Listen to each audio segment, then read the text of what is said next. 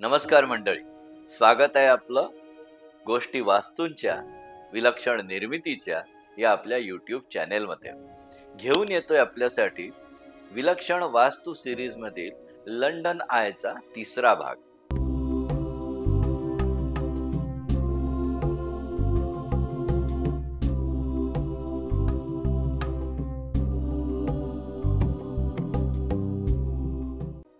आतापर्यंत आपण पाहिलं की लंडन आयची 120 मीटर व्यासाची व्हील किंवा रिम ही 65 अंशातून उभी केली. हे झाल्यानंतर पक्की फ्रेम जी 57 मीटर उंच आणि त्या दोन पायांमध्ये अंतर 20 मीटर अशी मागे उभी केली आणि त्या ए फ्रेमला हब आणि स्पिंडल जोडून ती फ्रेम मागे केबल्सनी जमिनीत तिरप्या अँगलनी नेली आणि त्याला 40 टनाचं काउंटरवेट किंवा 40 टनाचं अँकर ब्लॉक म्हणतो त्याला जोडली आणि तीही जमिनीच्या 30 मीटर खोल.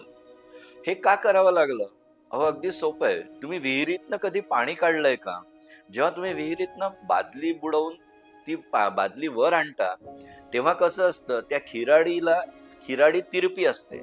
खिराडीवरून बादली दोराच्या साहाय्याने उभी असते, लटकत असते आणि तो दोर आपण हाताने मागे एका विशिष्ट अँगलनी नेतो आणि तो जर दोर आपण विहिरीच्या खिराडीच्या खाली बांधून ठेवला तर ती बादली तशीच तरंगत राहते आणि खिराडी आणि दोर हे त्या स्ट्रक्चरला मजबूत करतात. तसंच लंडन आय हे जे व्हील आहे हे कॅन्टिलिव्हर सारखं लोंबतंय आणि त्याला हब ही म्हणजे खिराडी सारखी आहे आणि त्याला ए फ्रेम म्हणजे खिराडीचा सपोर्ट तिरप्या केबल मधून जमिनीत नेतात. त्यामुळे हे संपूर्ण स्ट्रक्चर हवेत अगदी व्यवस्थित तरंगत राहतं.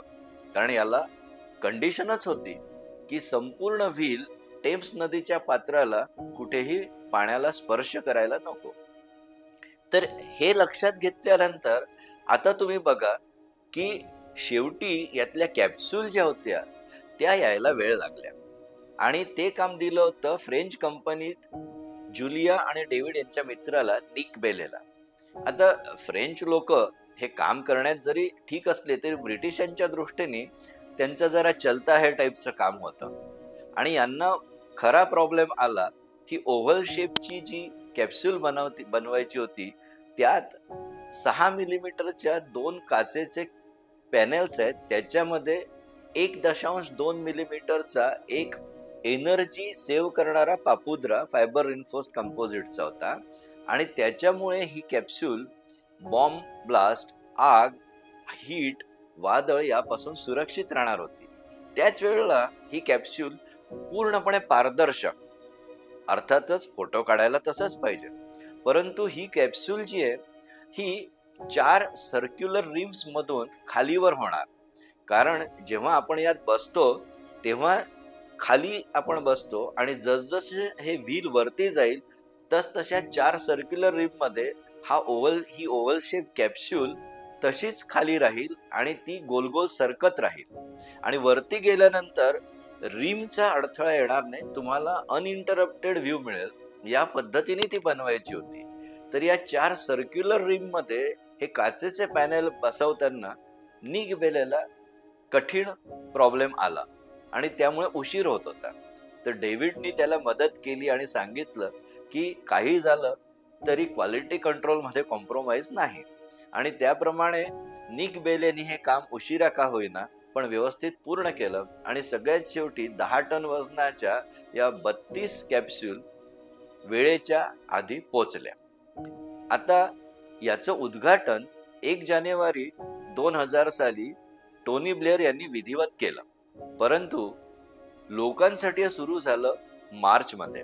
याला कारण तसंच होतं, कारण याच्यात 2 फिरणारे भाग आहेत. सगळ्यात पहिले आपण जी व्हील ज्या भोवती हे फिरतं त्याला एनर्जी देणारी जी मोटर आहे ती एका ब्रश मधून इलेक्ट्रिक करंट जातो.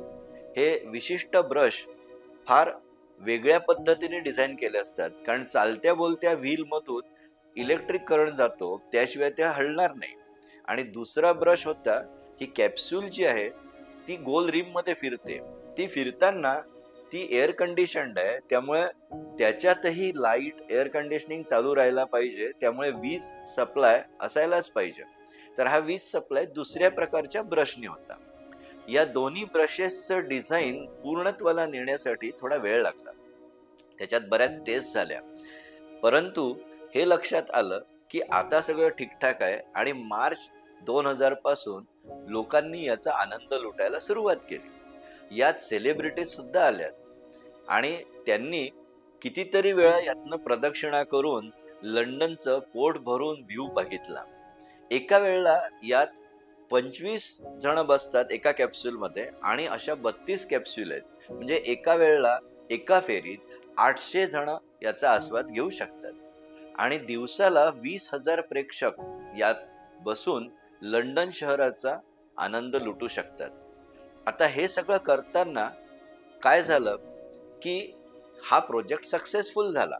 एकंदर वर्षाला तुम्ही विचार करा, 37.5 लाख लोकांनी याला भेट दिली आणि प्रत्येक भेटीचा प्रत्येक माणसाला त्याची फी होती 40 पाऊंड.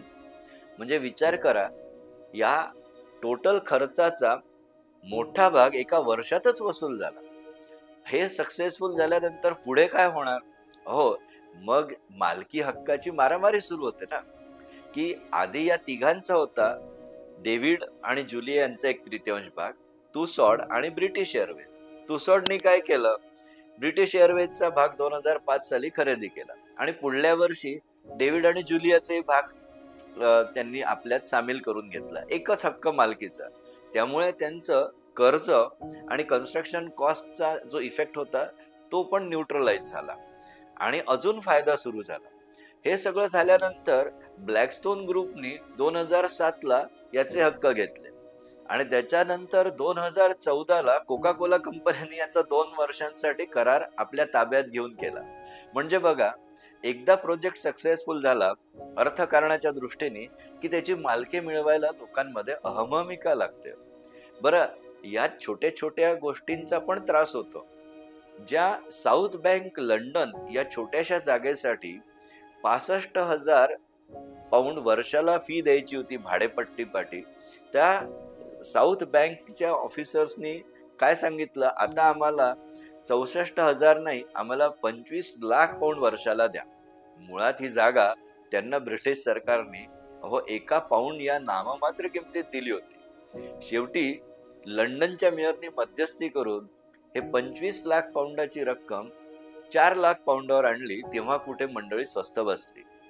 आणि या सगळ्या प्रकरणात जे तुम्हाला दिसतं की यातनं तुम्हाला लंडनचा तर व्ह्यू मिळतोच आणि ब्रिटन सरकारला पण खूप सारं परकी चलन मिळालं, पैसे मिळाले, तरी हेही लक्षात घ्या की सगळी काळजी घेऊन सुद्धा 2दा ही यंत्रणा बंद पडली होती.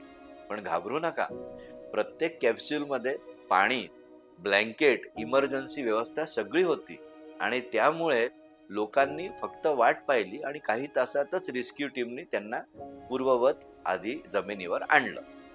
आता पुढे असं काही होण्याचा चान्स नाहीये आणि तुम्हीही या लंडन कॅप्सूलला भेट देऊन त्यातून लंडन शहराचं विहंगम दृश्य जरूर डोळ्यात साठवा.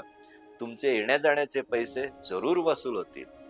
मंडळी, आमच्या गोष्टी वास्तूंच्या विलक्षण निर्मितीच्या या YouTube चॅनेलला शेअर, लाईक आणि सबस्क्राईब करायला विसरू नका. आणि हो, तुमच्या कॉमेंट्सही आल्या तर ते आम्हाला आवडतील, जरूर पाठवा.